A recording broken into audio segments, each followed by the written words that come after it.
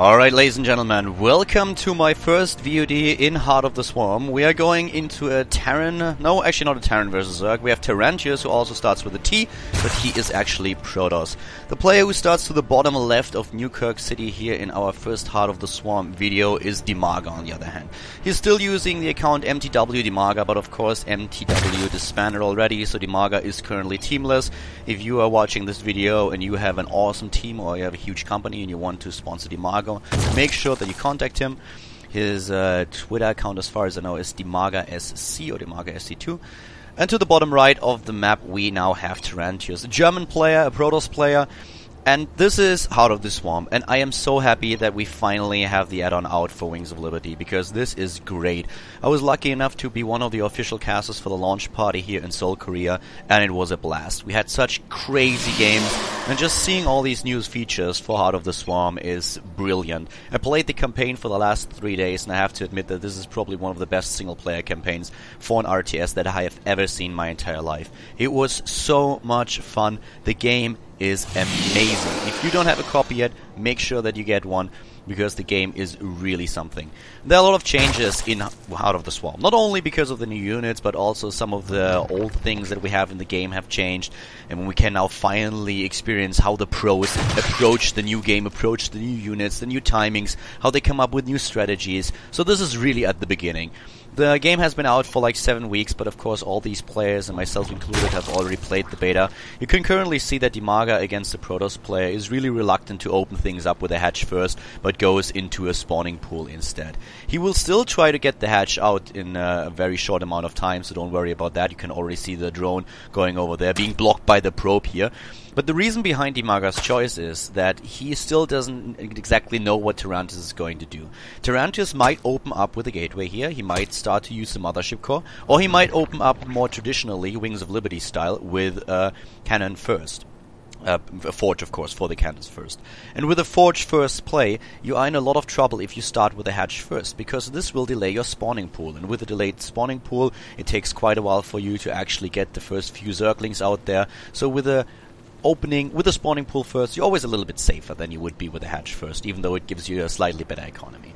Dimaga now with the scout is here in the main base of the Protoss player. Sees now not only that we have the Nexus here, but he will also try to get a glimpse of those 2 additional gas to try to figure out when exactly the gas guys are being taken. And actually he's just able to glimpse that. So he just sees that the simulator is being taken right now. He knows now why he's going to the expansion that we have not only the gateway being produced, but also that we had a Nexus first here for Tarrantius. He knows that because of the timing. He sees, of course, the progress bar at the Nexus, and now can determine, well, Nexus is already finishing at 420, so you are definitely starting things off with the Nexus first, but you already have your gateway too. On the other hand, Dimaga is now going for his own third base. This is pretty Wings of Liberty style. This is what you kind of want to do. One of those timings that Stefano, of all people, has developed, where as 420, sometimes even a little bit earlier than that, you're trying to go for your third hatch. So a lot of paths that you can go down now. One of the things that we had changed in Heart of the Swarm is, for example, a few of the new adjustments in regards to Wings of Liberty that help you defend. Let's just talk a little bit about the options that the Protoss player has here first. As a Protoss, you can now go into a Dark Shrine a little bit easier than you would have been able to as in Wings of Liberty, because it's cheaper. So the investment is not that huge. If you go for a Dark Shrine and Dark Templars, you can still go into several viable transitions, whereas in Wings of Liberty it was very all-in-ish style. If you didn't do damage with Dark Templars, then there was just nothing you could do anymore as a follow-up. You would have been behind already. You can still win the game, but in this particular situation, you would have been far behind, which is why a lot of players were very reluctant to go into this style. But on the other hand now, as defense against DTs, you have the Spore Crawlers available without an Evolution Chamber. You can see here that Dimaga can already produce it, even though he doesn't have an Evolution Chamber. So this is one of the things that have changed a little bit. And at this point in time, what we have for Tarrantius is the Mothership Core. And with the Mothership Core, there are actually a lot of things that you can do. This is one of the new units that we have in the game, and it allows Protoss players to be a little bit more aggressive. The reason behind this is that the Mothership Core has a few abilities that we just have a closer look at in just a second. We have the photon overcharge, which is basically an added cannon for a specific amount of time to the Nexus. So you can defend with your Nexus. You also have the recall ability, which works a little bit different in Heart of the Swarm than it did with the big mothership in Wings of Liberty. Now you don't actually recall units to the mothership, but you actually recall the units that are around the mothership core to a certain Nexus. So this can really help you in the early game. You can be a little bit more aggressive, go on an attack, and even if you are surrounded, you can always just recall back, which makes it so much easier for Protoss players to be aggressive without risking to lose the game immediately because their forces are caught out of guard by speedlings, for example, with a fast speed. Tarrantius, behind all this aggression, is going for the Dark Shrine, so exactly the example that we pointed out earlier, also researching the +1 attack upgrade, which will give him a great amount of strength against Zerglings. And Dimaga is a player who really likes to rely on Zerglings, but first of all, nice recall out of there, exactly what we talked about. One of the Stalkers goes down nonetheless, but this is exactly the point that we've been raising earlier. You can go in, do a bit of damage, put aggression onto your opponent. Tarrantius at least was able to kill 4 workers, and then you just recall with a mothership and you're still safe. Big problem for Tarrantius is that he missed the timing a little bit, so he lost one of the Stalkers after all. He could have saved both of them, was a little bit too late with it. But now he's here, safe, nice wall, very tight, gets the +1 attack upgrade, has a forward pylon where he can now warp in those 2 additional High Templars. A really great play so far by Tarrantius. He wants to be the aggressor in this game, he wants to move out. But he's moving in now with 2 DTs, and there's already 1 Spore Crawler at the natural, so the DTs have been spotted here, but still a little bit of damage done. Already 2-3 drone kills, and in the main base we still have 1 High Templar just going wild here. The one over here has been detected, taken down by the 2 Queens with the help of the drones. But in the main base now, Dimaga does not only have to pull all his drones away, but he also lost a fair amount of harvesters already. 4 in total, so this DT really did quite a lot, and now the Queen also dead. 17 harvesters killed in total. A great attack here by Tarrantius. He's now at 57 harvesters on 2 bases against 41, and he doesn't even stop there. He's going for the lava, and this of course limits the production of Dimaga. So great use of the new DTs. Not really new in itself, but the timings are a little bit different here, and he's already experimenting with them, trying to use it. So really well done here. Overseer Morph on Lair Tech finishes things off now, but at the same time there's already a 3rd base on the way for Tarrantius. And another thing is also true for our Protoss player here. He went into a War Prison, and he will now go for a bit of an attack with those additional Zealots, it seems. The one important thing to note is that Dimaga is a player who really likes to play Zergling heavy. In Wings of Liberty, what he did several times against Protoss is not rely on Roaches, which was the usual path that most players would go down. He actually would go into Ling Baneling with early upgrades, and this is also true for this game. Dimaga now on 1-1 already, finding this forward pylon and taking it out, and also trying to put on a little bit of aggression at the 3rd base, but the mothership core is there. The Zealot has +1 attack, but still, with a +1 armor upgrade for Dimaga, it's not going to be too much of a deal. The thing is though, we have too many units here. So the attack by Tarrantius could actually do a lot of damage if Dimaga was not Dimaga, but the Zerg player from the Ukraine is now going into the next set of upgrades, and with 1 armor upgrade, the Zerglings are so much stronger against Zealots who only have +1 attack. If you are ahead in the attack upgrades as a Protoss player, Zerglings don't really threaten you because you can just 2-hit a Zergling, but with the attack and armor upgrade situation as it is, we now have a situation where you need 3 hits, so this makes the Zerglings much more effective against Zealots. Tarrantius is not done with this now. He still has a lot of aggression here. He has a really good force, trying to warp in additional units, and once again, the big problem here is really the upgrades. Tarrantius is going into +2 though, and as you can see, Dimaga didn't start his armor upgrade just yet.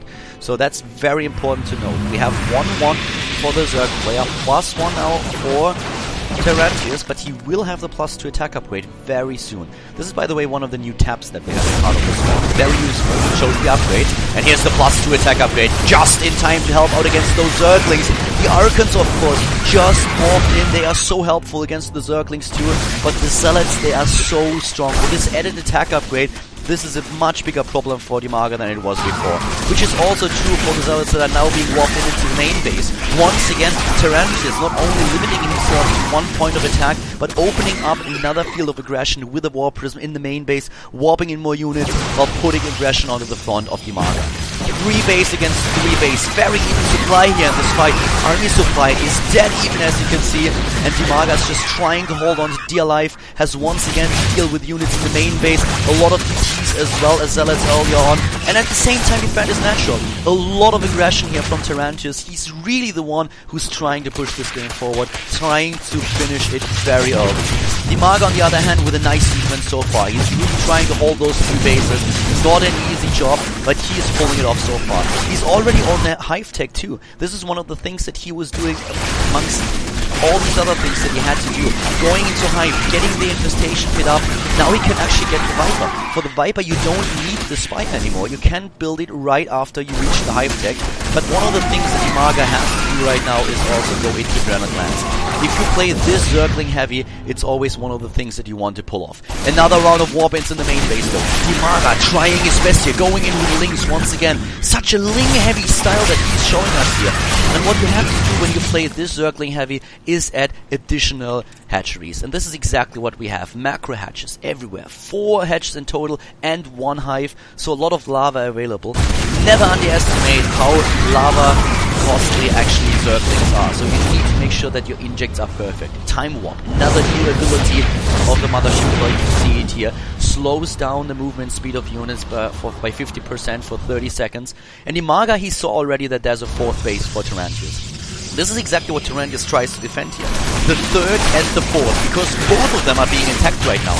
Tarrantius was really in a position where he saw, okay, my aggression is being thwarted. I have to do something right now. What is my opponent going to do? He's going to attack my 4th base. He already scoured it. So he immediately warped in units over here to defend. Had those extra cannons and is now suddenly on 4 bases. Dimaga, on the other hand, while Tarrantius is now trying to establish himself with a better economy and go into additional air units, as you can see here with the Stargate, even going into the +1 attack upgrade now for his air units. But while all these things happened, Dimaga added additional tech. He went into the Ultralisk Cannon, as you can see.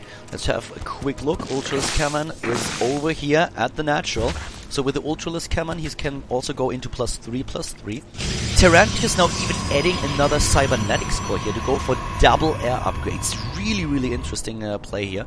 And of course, the Protoss also not really trying to just skip any aggression, going for a move out once again, trying to be aggressive to save his bases and just buy himself some time. Always the Mothership Core with the army for the early recall. Even the Fleet Beacon is now being researched, so Tarrantius can add Tempest, he can go into carrier play, a lot of options that he has here. And the Warp Prism is still there. Dimaga even going for double bases now. He knows already, well, I'm behind in bases, I'm on 3 bases against 4, I need to do something. I need to go for the double base right now, and that's why he's getting the 4th base, and he's also getting the 5th right over here.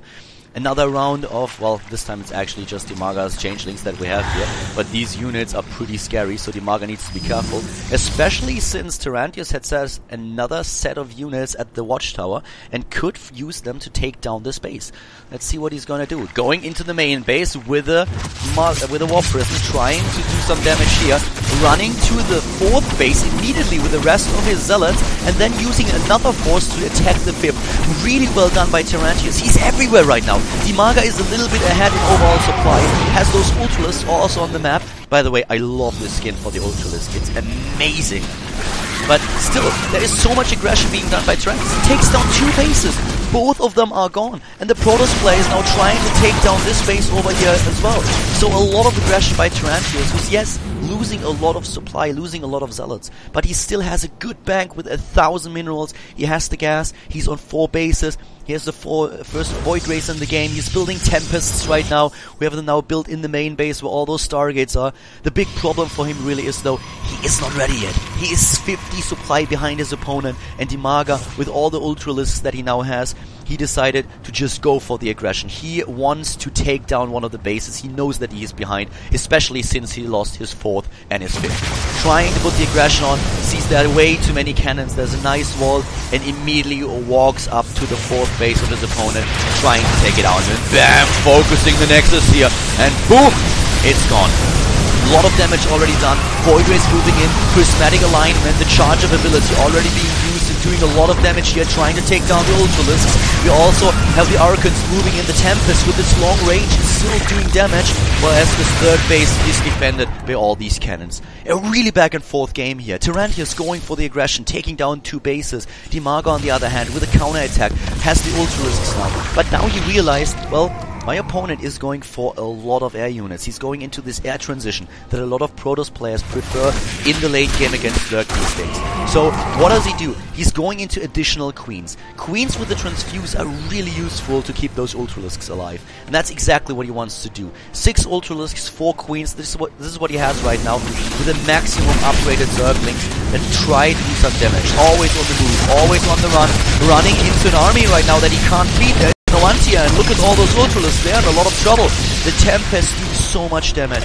Such a great unit for Protoss player now, especially to deal with massive units, deal with Broodlords, deal with Ultralisks. Zerglings still with attempts to run by into the main base, but with the added Dark Templar on hold position, he can't do a lot. This 4th base has to be cancelled again. This is the one problem that Tarrantius has. Establishing this base, Dimaga is just too fast. He's everywhere right now. But Tarrantius is still going for his tech switch, going into the Graviton Catapult, going into carriers right now. And on the other hand, the Zerg player now has, of course, to come up with a plan now. His idea so far is just use these run-bys, use these Zerglings and these Ultralisks to take down a few units. Try to just snipe a base or 2 to keep the economy of Tarrantius as low as possible. A 4-base Protoss player that has enough Stargates is very difficult to beat, and Dimaga knows this. So what he's going to do right now is he adds more and more Queens. He's already up at 9, but he wants to have more. He wants to have anti-air, and he has a fair amount of Infestors as well, as you can see here on screen. Instead of going into the Spire right away, he decides that it's a little bit better for him to just go into Neural Parasite first. This will help him to Neural Parasite air units. He can use Fungals, he can use the Queens, and then later on he can go into the Spire tech, can make that happen. One of the things that he has to deal with, of course, is that Tarrantius is really heavily committing to this style. He has, as you can see up here, +2 attack upgrades for his air units, +1 armor upgrades. He also has the first shield upgrade, and as we speak, we have him going into additional upgrades as well. So very, very tricky here, and Dimaga has to be careful. He's going into the double Spire now, and with the double Spire he has a lot of options. He can go into double upgrades, he can add those additional Corruptors, but here we have this brute force of Tarrantius, who is still down in overall supply, but still he's in a position here where he can try to make his tech work in his favor. Adding now the Storm is very crucial. What you try to achieve with those High Templars is you try to feedback Vipers that we don't see in this game because Dimaga didn't deem it necessary to build them. But you can feedback Vipers. One of the things that Zerg came up with to deal with such a heavy air ball is just trying to abduct the units, getting them into range of, let's say, Hydralisks or Corruptors.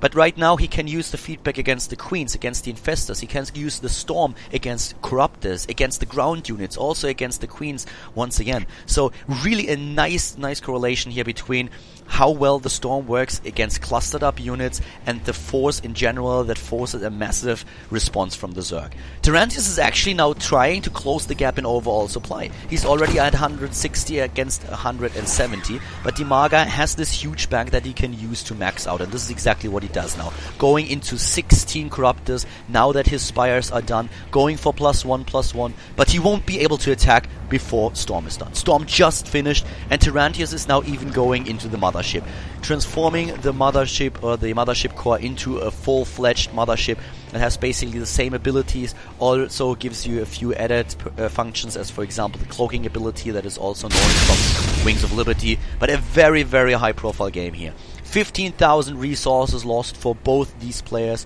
If you look at the structure tab, we have now 13 warp gates for Tarrantius, 3 stargates, whereas Dimaga is on 6 hatcheries and also 1 lair. So a lot of production for both of these players going into this next fight.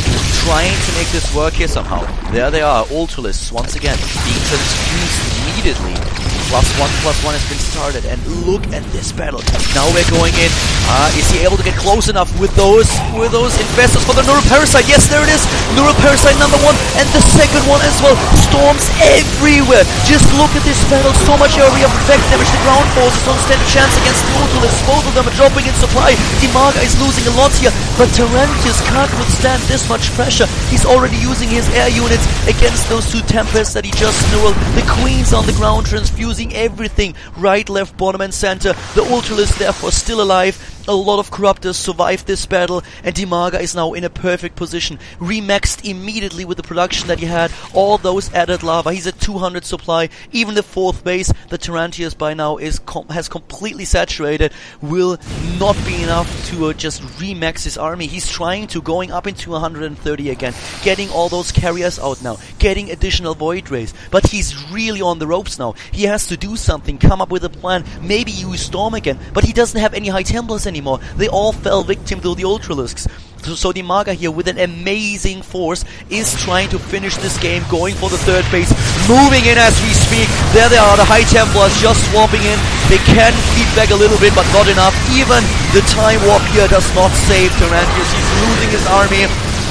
And the Mothership core, the Mothership is nearly dead. Focused down by those Corruptors right away. Dimaga with too much pressure, with brute force moving in. The Ultralisk with their new damage type are changing everything, taking down the forces of the German Protoss player.